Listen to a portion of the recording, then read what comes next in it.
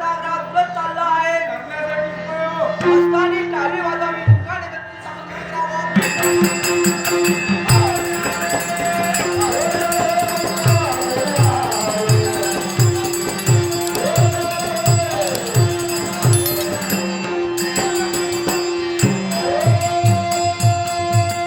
काय की दिसते तो ब्राह्मण आहे. शिरस्त म्हणजे उगाच शिरतात त्यातले. हे नव्हे कोण? भिक्षुक की करतात ते हो. काय म्हणता? हा. इथे नाही तर प्रयोजन हो. एकच मार्गाचं एक मी समजलं. वाळीजवळ दशावतार नाट्य मंडळाचं आराध्य दैवत गणपती पंचायत आलेला आहे. म्हटलं जाता देवपूजा करावी. जे काय मिळेल ते घेऊन जावं. म्हणजे सक्तीने ते असे राहिला. तसं काय असं नाही. तुमच्या आवाजाने-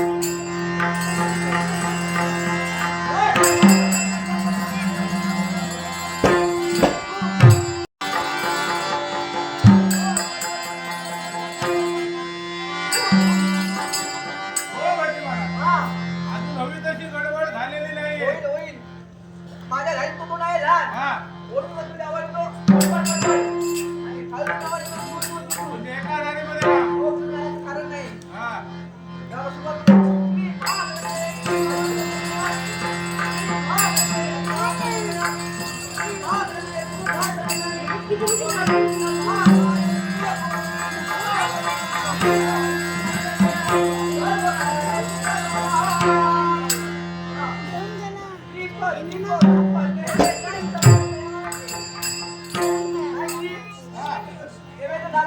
सुरुवात करूया. सुरुवात करा.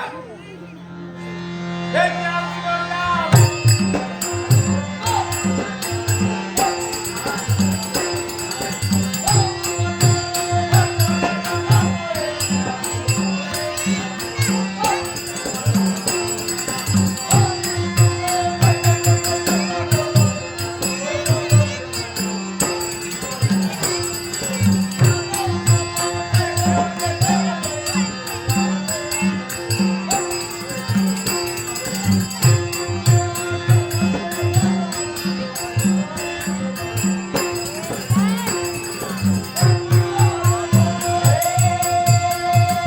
काय की आधी सुरुवात तुम्ही चांगली केली हो, पण मध्यंतरी बंद का केली? एवढे लांब येऊन आरतीची सुरुवात चांगलीच केली. हो, बंद का केली? बंद का केली? हा. तुम्ही काय म्हणाला? काय म्हणा सांगा तरी. सांगा तरी काय?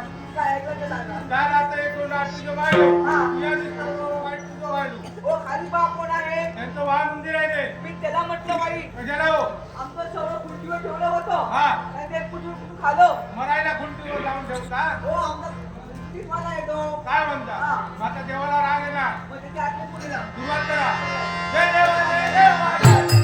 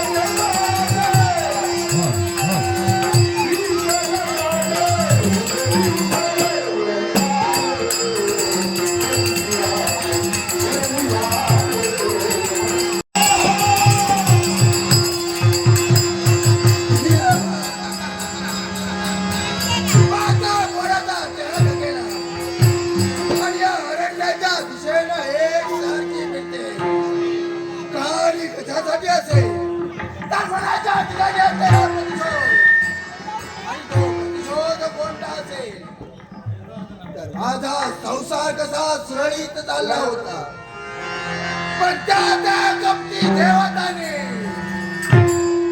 माझ्या दोन्ही पतींचा शेवट केला त्याचा सूड या भृंगीला घ्यायचा आहे म्हणून एक सारखी अरण्याच्या दिशेला भेटते या ठिकाणी पाहिलं असेल तर या भृंगीच्या आवाजानं साऱ्याचा सैरा वैरा पडला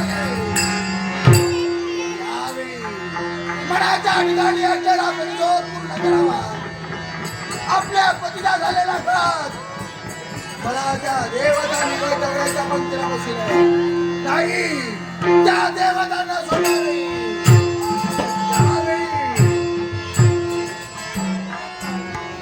एकच सांगते आमचे गुरु शुक्राचार्य यांच्याजवळ एवढी महाविद्या आहे त्या महाविद्या करून माझ्या दोन्ही पतीला जिवंत करू शकले असतील पण त्यांनी माझ्या दोन्ही पतीला जिवंत केलं नाही मग यावेळी याच प्रश्नाचं उत्तर मिळावं याच प्रश्नानं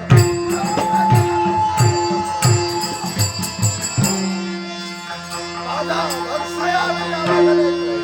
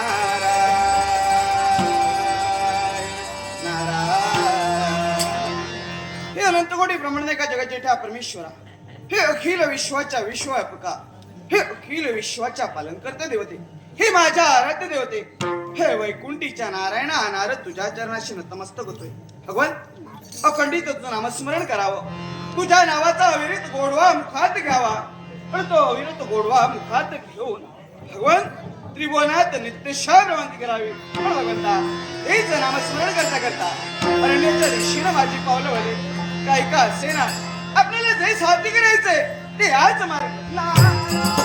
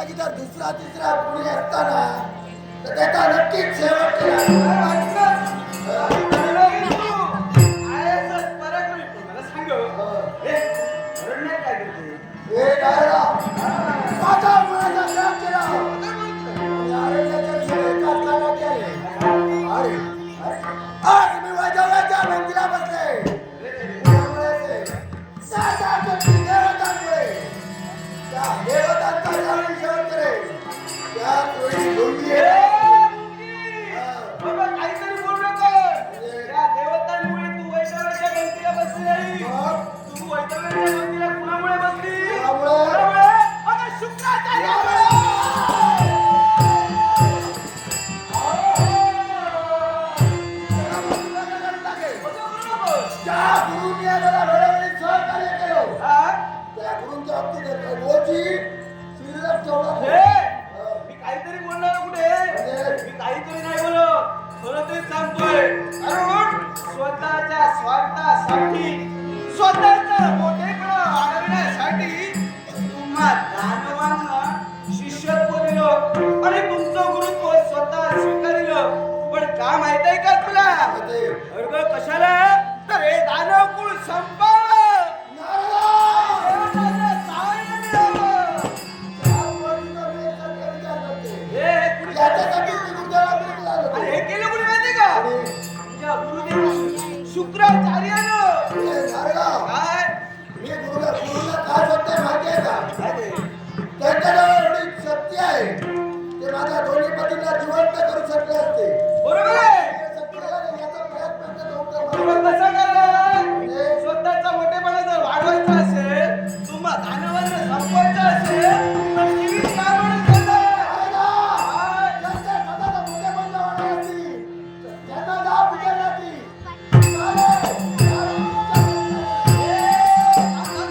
अगदी काही संकटच नाही. नेमकं जायला कुठे? गुरुदेवांकडे तर. कुठे? ए, नारदा, हा, हा. ते कुठे आहे हे मात्र माहीत नाही. नाही ना? म्हणून सांगतोय, पूर्ण ऐकायचं. अगदी काही संकटच नाही. शुक्राचार्य सापडत आहे तो रणभूमीच्या ठिकाणी. रणभूमीच्या ठिकाणी का असेल? अरे अशी विशिष्ट शक्ती तो निर्माण करण्याचं योजतोय की जेणेकरून सारे दानव संपव आपला अधिकार स्वतःच्या हाती घ्यावा आणि देवतांना सहाय्य व्हावं यासाठी झटतोय.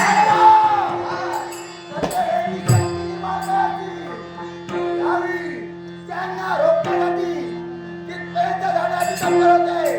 सांगून ऐकलं अशी ठीक नपेक्षा गुरुला गुरु देखील म्हणणार नाही.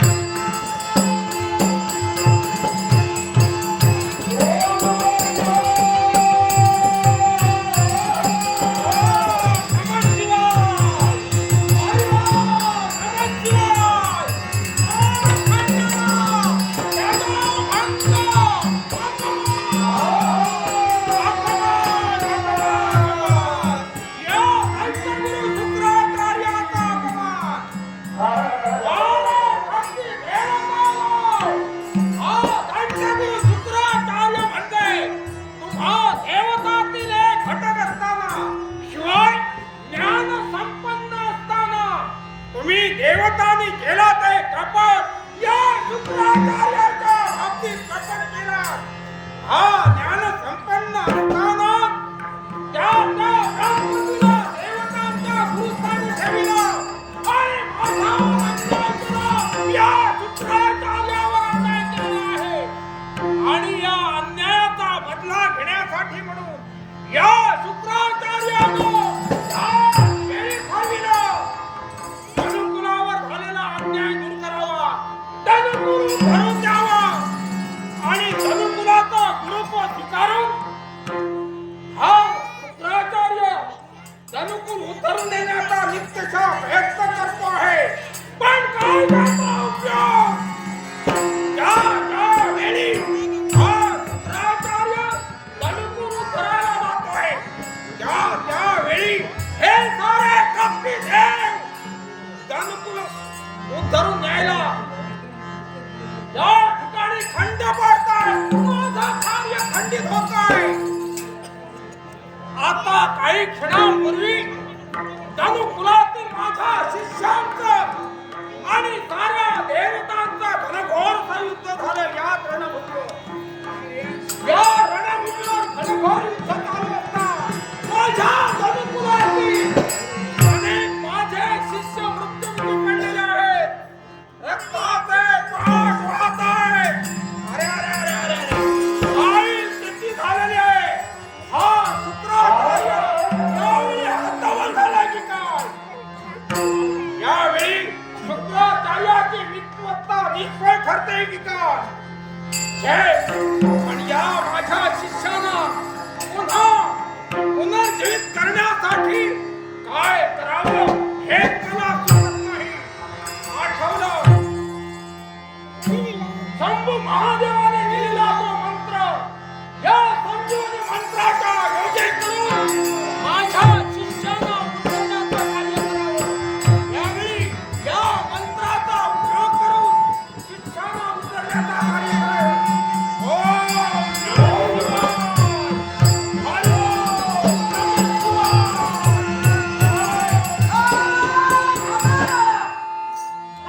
ब्रह्माचा नाही. पहारे काय झालं? या रणभूमीवर हा. त्या कपटी देवतांचं आणि धनुकुलातील माझ्या शिष्यांचं घनघोर युद्ध होऊन गेलं. आणि असं असतं त्या कपटी देवतांनी माझ्या कुलातील शिष्यांना यावेळी पहारे माझ्या शिष्यांचा अपघात केलेला आहे. माझे शिष्य पडलेले आहेत. रक्ताचे पाठ वाहत आहेत. हाडा माणसाचा चिखल खायला दिसतो. आणि यांना जिवंत करण्यासाठी हा शुक्राचार्य तत्पर होता. शंभू महादेवाने दिलेला तो मंत्र त्या मंत्राचा योगे करून मी यांना जिवंत करण्याचा प्रयत्न करत असता थांब हे शब्द ब्रह्मपदोय. हा थांबण्यासाठी त्याचाही मुळात शिकार नाही. कोण तो? मला सांगा, हा. युद्ध चालू असते वेळी जो जो शिष्य आपला मारला जात होता होय. त्या त्या शिष्याला संजीवनी मंत्राच्या योगे करून आपण जीवित करत होता. पण जो जीवित झाला त्याचा पुनश्च शेवटही झाला. हे मात्र खरं आहे. पण मला सांगा, असे जे पुत्र शिष्य तुम्ही जिवंत करा पण हे शिष्य जिवंत करून पुनश्च मारले गेले, तर त्यांना जिवंत करून तरी त्याचा काय उपयोग होणार? होय रे होय. नारदा हे वाक्य सत्य आहे. हा शुक्राचार्य संजीवनी मंत्राचा योगे करून आपल्या शिष्याला जिवंत करतोय. पण पुन्हा तेच घडतंय. पण याच्यावरती काय? आहे ना, अशी आगळी आणि वेगळी शक्ती निर्माण करायची आहे. जेणेकरून ती शक्ती जन्मतःच अजिंक्य असायला हवी. शूर, वीर, पराक्रमी असायला हवी. जेणेकरून साऱ्या 33 कोटी देवतांची दारादार मिळवली जाईल. म्हणजे असा मार्ग कोणता जेणेकरून हा जीवित केलेला माझा शिष्य पुन्हा कधीही मृत्युमुखी पडणार नाही. असा मार्ग कोणता आहे? आहे ना, अरे आहे. तुझं असेल तुझं पती, पण ही जागा तुझं आहे. माझ्यावर प्रश्न आहे. होय, फक्त बघायला हवं. मी करू शकतो. तूच करू हा शकतोस. शुक्राचार्य आपल्या विद्वत्तेनं आपल्या शिष्याला जीवित ठीक करू शकतो ते पुन्हा केव्हाही मृत्युमुखी पडणार हे! आहे. मग असं माझ्याजवळ बोलताय आहे ना हे इकडे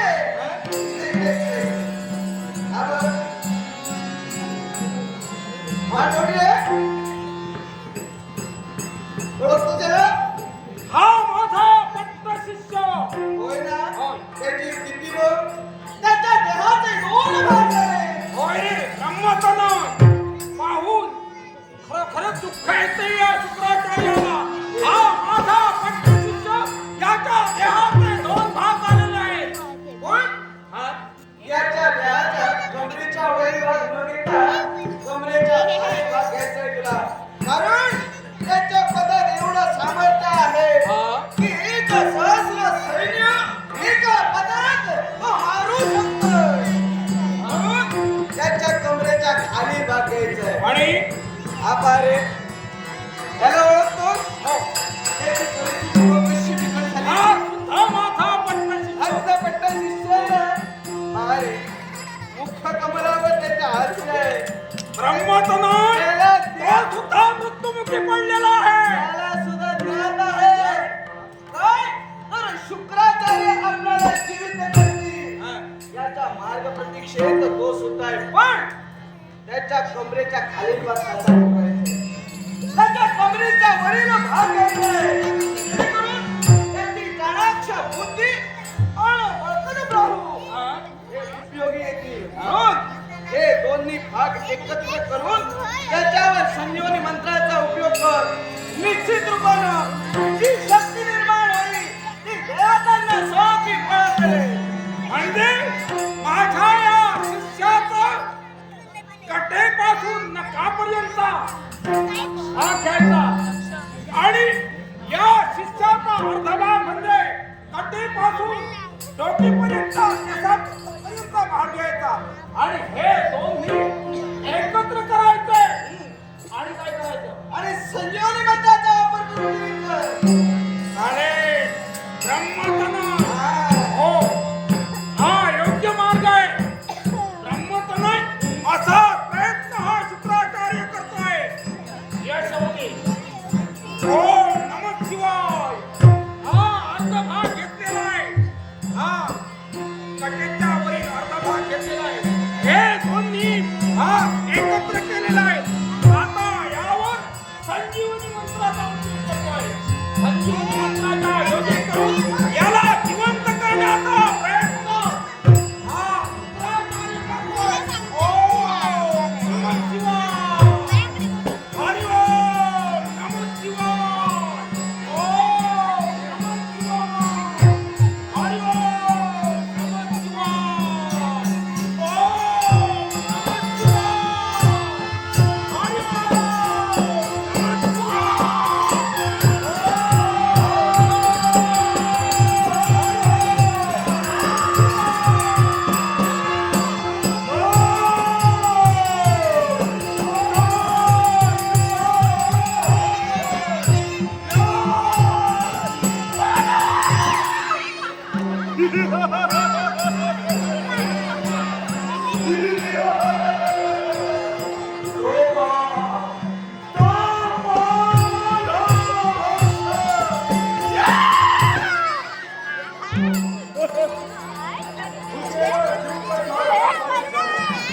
हरि ओम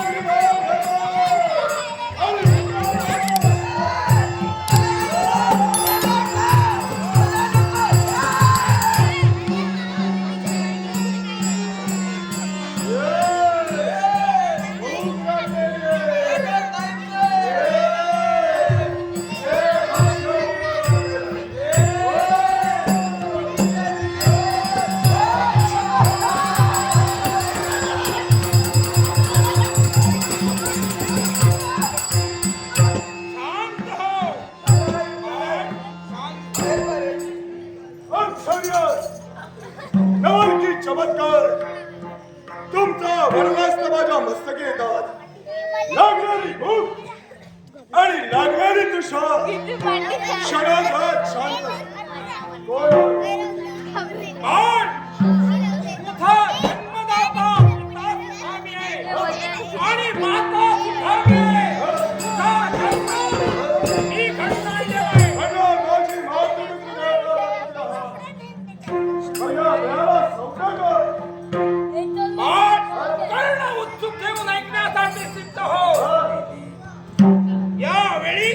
तुमच्या देहाला कटी हालत कटी हालत कटी हालत म्हणतो या देहाला शब्द काय छान तर कटी हालत कटी हालत कटी हालत मग सांगा काय कशासाठी या कटी हालताची निर्मिती तुम्ही केली? पहा या पित्याचा जर कुणी अपमान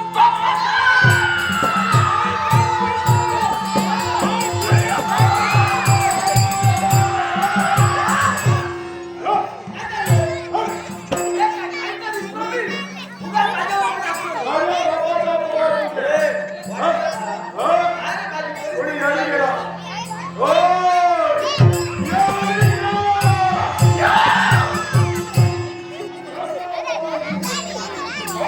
याने केला नाही अपमान याने सुद्धा केलेला नाही अपमान करणारे महाभाग वेगळे आहेत या काळा देवतांनी गंडा देवतांनी या कार्याच्या बाबतीत या कार्याचा अपमान केला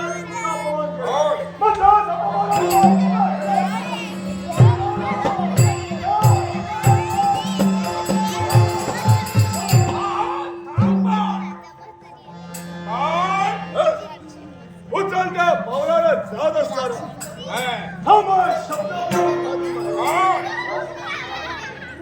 अजिंक्य है देव है क्या है देवता स्वारी करण्यासाठी जातोय पण ती शस्त्र आहे ज्यावेळी शस्त्र नाही मग यावेळी तुला हे